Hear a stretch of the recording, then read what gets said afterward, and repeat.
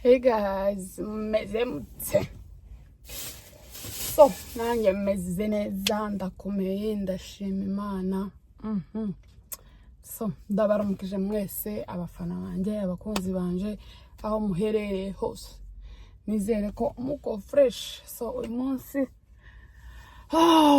ndi muri break ngiye kurya. Ngari banyishe ariko nyine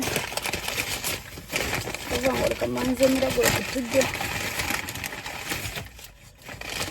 tw'abazungu, uturyo twino mumeze mute se yemwe twabisengera.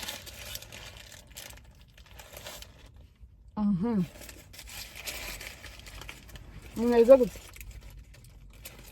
Murakomeye?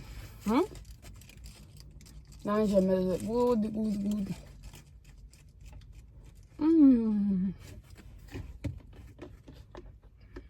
Nikinywaji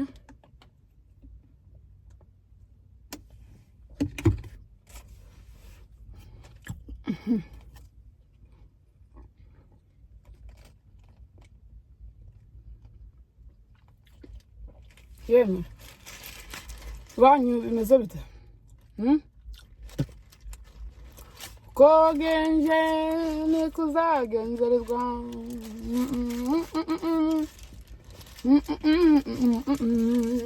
Nibyo biba nibyo uzasarura, nibyo biba nibyo uzasarura.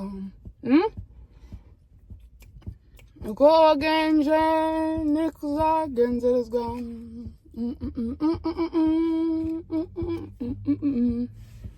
Ibyo biba nibyo uzasarura.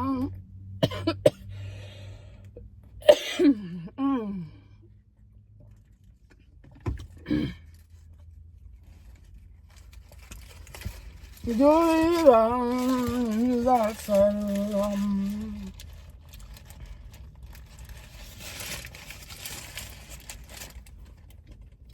Bene data, mu biba bimeze bite? Ibyo biba nibyo uzasarura. Mwari mubizi? Uko ugenza niko uzagenzerezwa. Ko wagenje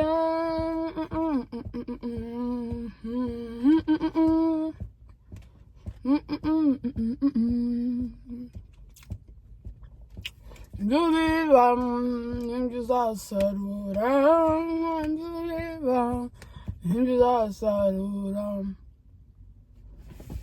Teye ubwoba bene data, ibyo tubiba matunda yetu niyo tuzasarura. Tutera ibiki? Tutera ibishimbo, tuzeza ibigori. Byakaze.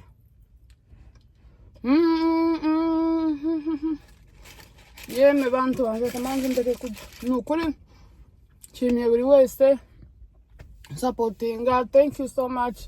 Nshimiye Esperance TV show from Michigan. Esperance TV show ndakuramukije cyane.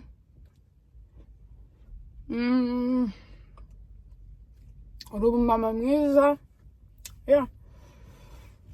Mama Esperance ni umuntu mwiza, yarampamagaye turavugana, ampa courage, arambwira ati komerezaho. No matter what, keep do it. Urashoboye. Niba kare bazakubwira gutya abandi muduca intege ngo uzabikora n'ibiki. So Mama Esperance TV show, thank you so much. N'abandi mwese mukomeze mudushigikire n'ukuri. Ariko ku kajambo nari mvuze, uko wagenje niko uzagenzerezwa. La la la la la la la.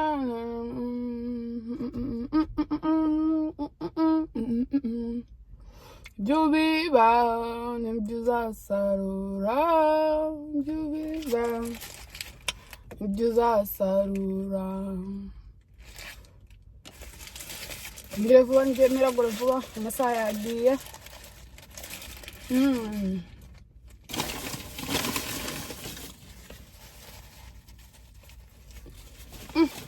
Nari nshonje kweli. Mm. Mm, mm, mm, mm, mm. Mm-hmm.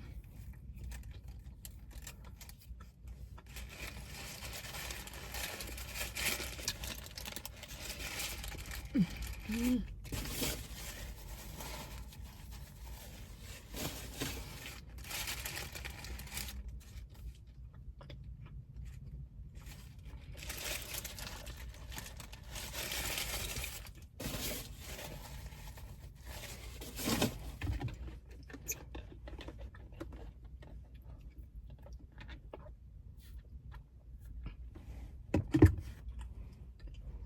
Mm-mm-mm-mm.